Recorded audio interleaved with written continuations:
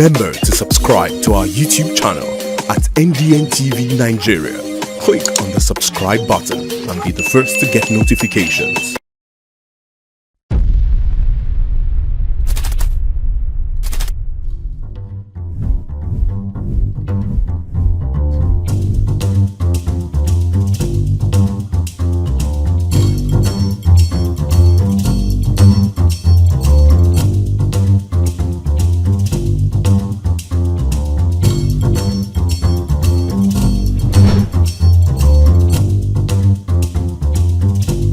And now, let's join ace broadcaster MAMODE AKUGHA as he takes us inside the Niger Delta.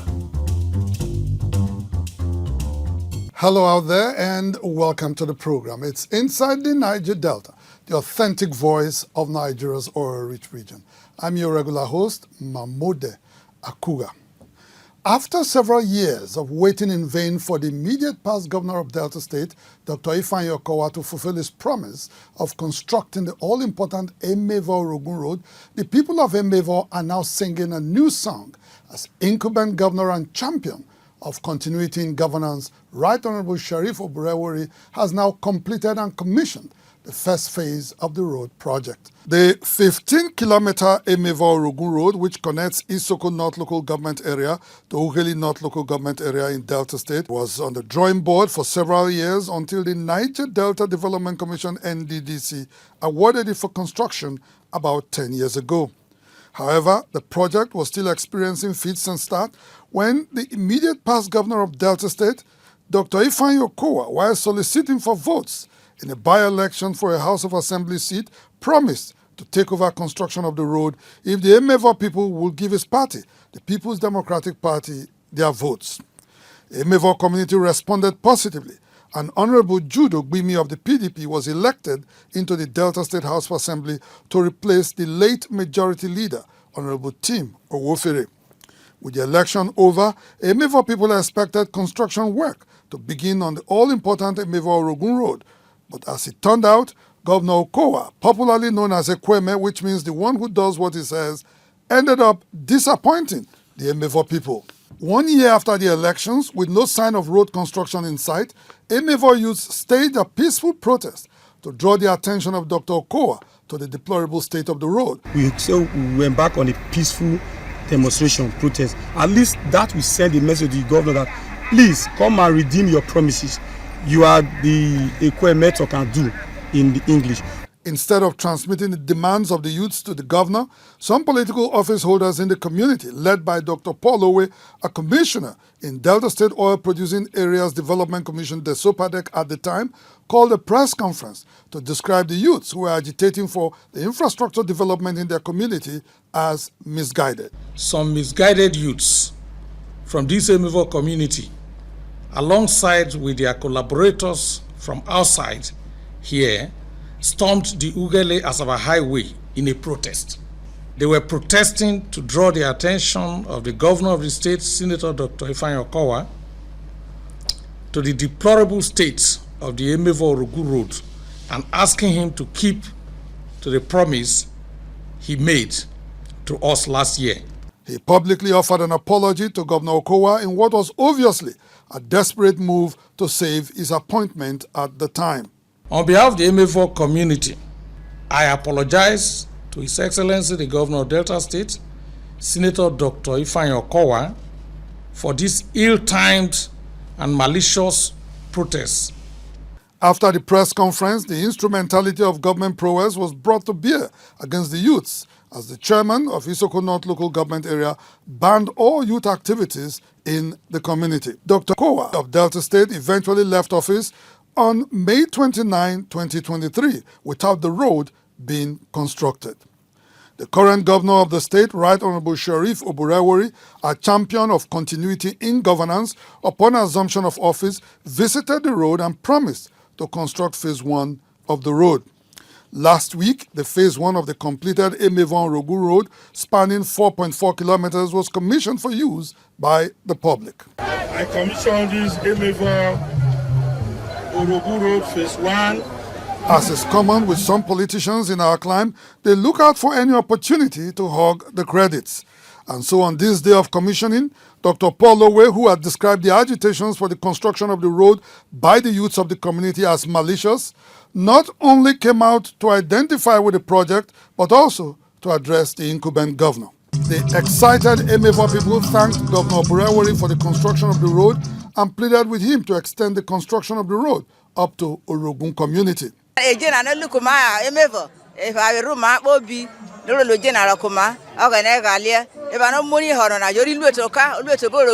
After formally commissioning the road, Governor Burewari, who says the construction of the road is in fulfillment of his MOA agenda, promised to construct phase 2 of the road project. I want to make a promise directing the commissioner to start the second phase of this road.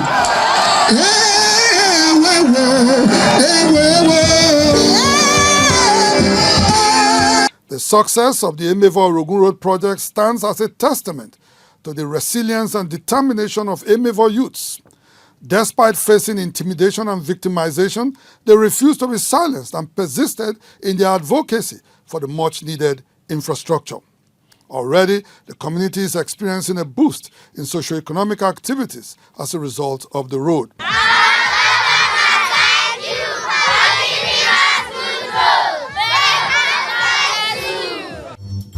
Inside the Niger Delta. The Delta State government has fixed Friday, June 21, 2024, as the day for the official presentation of staff of office to His Royal Majesty Kingsley Emakbo Orere, Igbi II, the OV of Agbara Warri Kingdom in Warri South local government area of Delta State. The ceremony, which will take place at the Shell premises Ogunu community in Agbara Kingdom, is expected to be witnessed by chiefs and indigents from the 7 towns that make up Agbara Warri Kingdom, as well as the satellite villages. His last monarch, His Royal Majesty London Afokheri Itu, MAMODE II, who ruled for 25 years, was the first gazetted monarch of the kingdom. He was crowned on the 9th of April 1998 and presented with staff of office on the 13th of April 1999.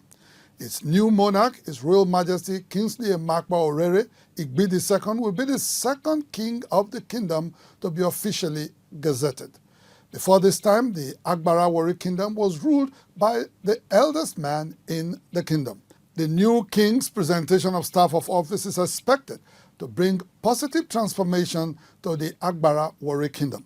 Already, the monarch, who is a known philanthropist, has commenced developmental projects across the kingdom. Amongst the projects that have received the Midas touch of His Royal Majesty is the Agbara District Customary Court in Otowodo community, which he renovated and furnished. Before His Royal Majesty's intervention, the staff of the Customary Court were displaced to a rented apartment somewhere in the community. The monarch had also donated medical supplies and equipment worth millions of naira to the Central Hospital in Warri to ensure its people and residents alike had access to quality health care. His Royal Majesty Kingsley Emakbo Orere Igbi II has indeed demonstrated his commitment to the prosperity and advancement of the kingdom and its people, with many visibly pleased with his ascension to the throne. His Royal Majesty Kingsley Emakbo Orere Igbi II is poised to lead the kingdom into a new era of prosperity and progress.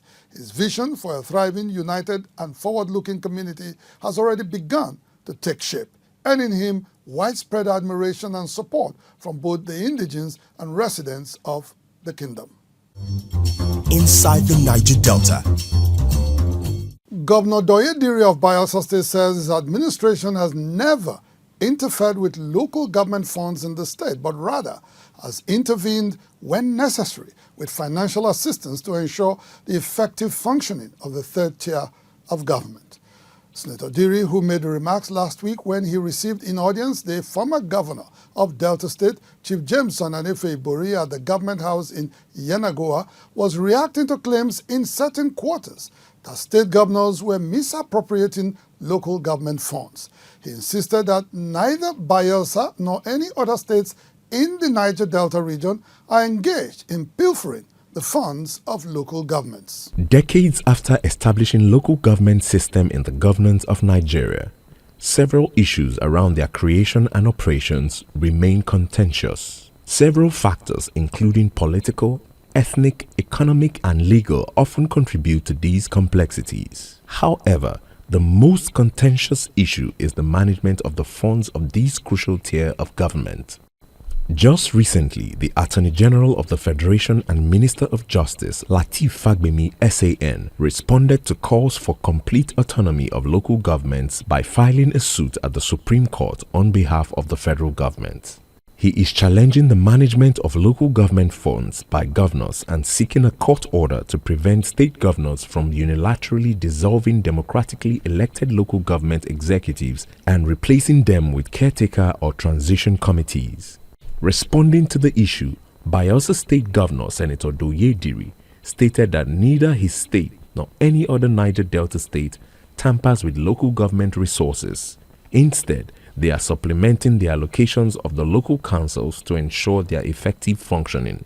If you are talking about governors who are dipping hands in the local government areas, not in Bayelsa, and I'm sure not in the south of Nigeria.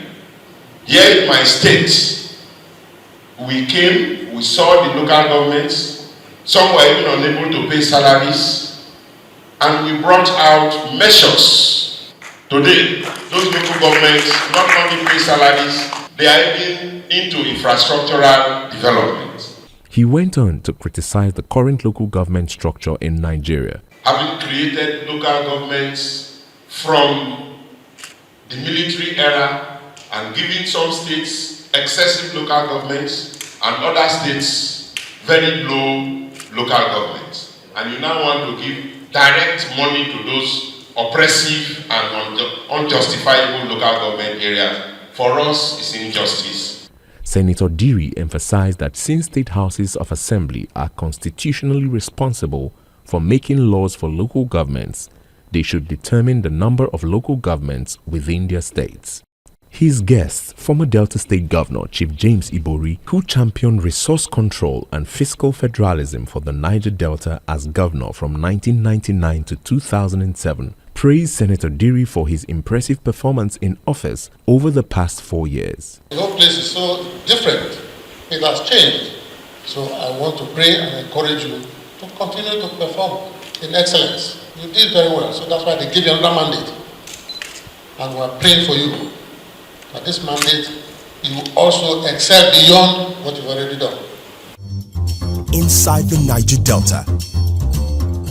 Former Nigerian President Dr. Goodluck Ebele Jonathan says democratic governance, where citizens freely participate in decision-making, remains the best form of government, despite its occasional shortfalls in developing countries like Nigeria. Dr. Jonathan made the remarks while speaking to journalists after his visit last week to the Oba of Benin, Nobanedo Kuakpolokpolo, Oba Iware II in Benin City, as part of activities of his foundation to mark Nigeria's 25 years of unbroken democratic experience. Since Nigeria's independence in 1960, the current Fourth Republic, which began in 1999, marks the first time the country has enjoyed stable democratic governance for over 20 years. This year, the country celebrates the 25th anniversary of its continuous democratic journey. The country's first experience with representative government ended in 1966 when the military seized power. The military ruled until 1979, handing over to Nigeria's first democratically elected president, Shehu Shagari, and his vice, Alex Ekwueme. The military ousted Shagari's regime just at the commencement of its second term. Consequently, successive military administrations held power through numerous coups until 1999, when a transition government established the current democratic dispensation. Within this period, from 1983 to 1999, several attempts to restore civilian rule failed. The most notable was the annulled June 12, 1993 election that would have made Chief Moshood Abiola president. Today, June 12, is a national day to celebrate Nigeria's democratic journey and a day to advocate for the right of rule of law. checks and balances through clear separation of powers and the dignity and participation of citizens in decision-making, amongst other democratic principles. Last week in Benin City, former Nigerian president and champion for democratic principles in Africa, Dr. Goodluck Ebele Jonathan, who spoke to journalists after visiting the Oba of Benin, Omonobanedo Ukuakpolokpolo Oba Eware II, noted that despite its flaws, democratic governance remains the best system. We may be moving slowly, it may be a bit sluggish, may even wobble sometimes. But the key thing is that democratic governance is what everybody wants, so that people will be able to express themselves freely. We have media freedom because of democracy. It was not like this before. The monarch, who was excited to receive the former president, thanked him for his immense contribution to the process of Nigeria's democratic experience. We pray that the theme, democracy, that you have come to discuss at this time in Edo State, in Benin, you have a conducive environment to discuss it. While Nigeria celebrates the milestone of 25 years of unbroken democratic governance, it is however clear that the country is far from establishing the true foundations of democracy. The electoral process is still plagued with numerous irregularities, while flagrant violations of human rights by government institutions reign in the face of a judicial system that is plagued by unending allegations of corruption. These are just a few critical issues that the citizens of the country would want the government to urgently address to strengthen the system that will go on to mitigate the growing poverty and insecurity in the country. Inside the Niger Delta. Standout Properties Limited presents a real estate opportunity of a lifetime. Bloom Towers, a waterfront twin high-rise buildings of 19 and 21 stories at the edge of the Atlantic Ocean in the prestigious Oniru area, Victoria Island, Lagos. Bloom Towers is a green and smart building project consisting of 1, 2 and 3 bedroom apartments and maisonettes, as well as 10,300 square meters available space for commercial and corporate use. Built for completion in 2027, Bloom Towers has 236 units available for sale with a starting price of 100 million naira. Lock down a unit today with a down payment of 20% and spread the balance over the next 24 months. Contact us on 080-693-47063 or 091-22-656-975. It is a project that will bring huge return on investment. Bloom Towers, from foundation to skyline. Lawmakers in Nigeria's upper legislative chambers say they will closely monitor the Niger Delta Development Commission (NDDC) to ensure that the approved 2024 fiscal year budget is diligently and carefully implemented for the betterment of the people in the oil-rich region. The lawmakers who approved the 1.91 trillion naira expenditure estimates for the intervention agency last week insist that the commission must continue to demonstrate its best efforts to alleviate the sufferings of the people while remaining transparent and accountable to both the public and the government. The chairman of the Senate Committee on NDDC, Senator Asuko Ekpeyong, presented the budget summary at the plenary after his committee had scrutinized the details presented earlier. Development projects, 835 billion, 222 billion, 222,569,924. Legacy projects funded by borrowing 1 trillion. Total expenditure 1,911,800 million naira. While other expenditures and items are expected to be funded through joint revenues from oil companies, the Ecological Fund and federal government contributions, the 1 trillion naira for legacy projects will be financed through borrowing from development partners and financial institutions. These proposals sparked a heated debate among the legislators during plenary. The NNDC is borrowing 1 trillion naira, and I doubt very much if this has been presented in the borrowing plan. When we have passed the bill, which says that part of the money will be borrowed, we can, when the president so requests, consider the request to borrow 1 billion or 1 trillion naira. I don't see fundamental contradiction. I think NNDC, under its current management, are doing the right thing. They are focusing on projects that are viable, that are durable, that are physical people can see.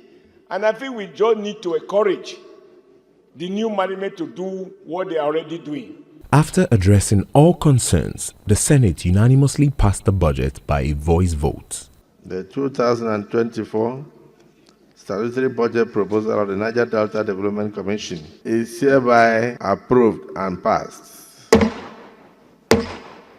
Earlier, during the budget defense session with the Senate Committee on NDDC, the Managing Director and CEO, Dr. Samuel Ogbuku, disclosed that the estimates were the result of wide-ranged consultations with development stakeholders and leaders from the region. Speaking further, Dr. Ogbuku noted that the budget prioritizes human capacity development, the completion of crucial physical infrastructure, and social programs to benefit the people of the Niger Delta. For their part, members of the committee in their various remarks praised the recent achievements of the Commission across the region, emphasizing the need to sustain these efforts. What touched me is the 1,000 people's camp. It's building for refugees, that's the emergency camp. This initiative is really very commendable. At night, I was able to witness their solar street light operation light up.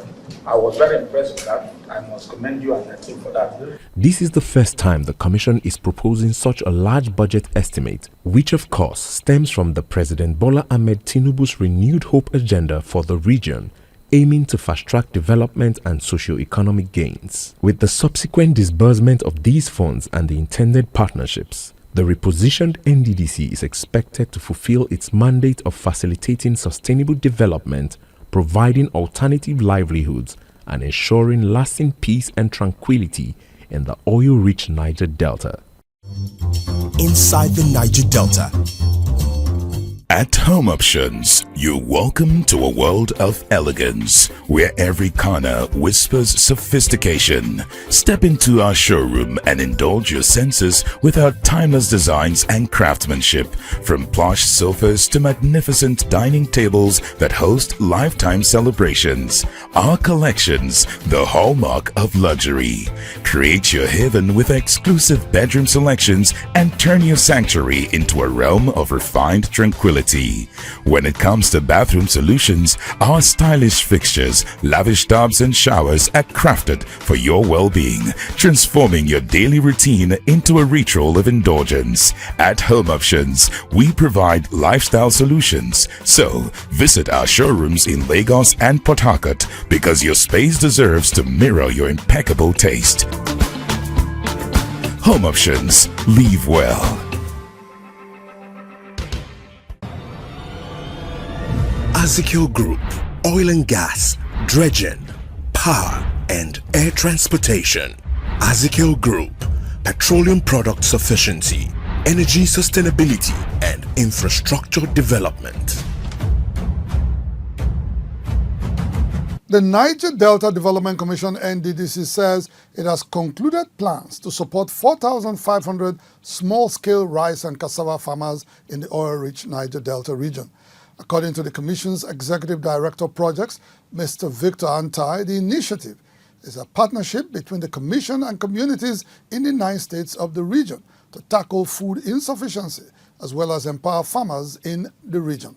The intervention agency made this known last week at a brief ceremony held at its corporate headquarters in Port Harcourt, when it received land lease documents from communities participating in the pilot phase of the initiative. Following through on one of the cardinal points of President Tinubu's renewed hope agenda, which is to boost agriculture for food security and sufficiency in Nigeria, the Niger Delta Development Commission launched an initiative to support and empower farmers across the oil-rich region in achieving this vision. This program of the NDDC will provide inputs and finances, as well as machinery and equipments to farmers for improved yields. The flagship agricultural initiative will focus on small-scale rice and cassava farmers across the 9 states of the Niger Delta region, numbering over 4,500. Last week, representatives of farmers from benefiting communities in the region were at the corporate headquarters of the Commission in Port Harcourt to hand over land lease documents as part of their contribution to the success of the Commission's laudable initiative. For us in Akwa Ibom, for our farmers, we are ready, we have accepted it, we are so grateful, and whatever we have to put in to make it a success, we are all ready. We have a very good land, we have the space, we are talking of 500 hectares. We are ready to give more than that. Immediately you commit me to start planting rice. June, July, August, September, my rice is ready. NNDC, come and take your rice. The consultant for the agricultural initiative, Mr. Dimieri Kemedi, while outlining the details of the partnership with the farmers, noted that the communities and their farmers must adhere strictly to the letters of the agreement.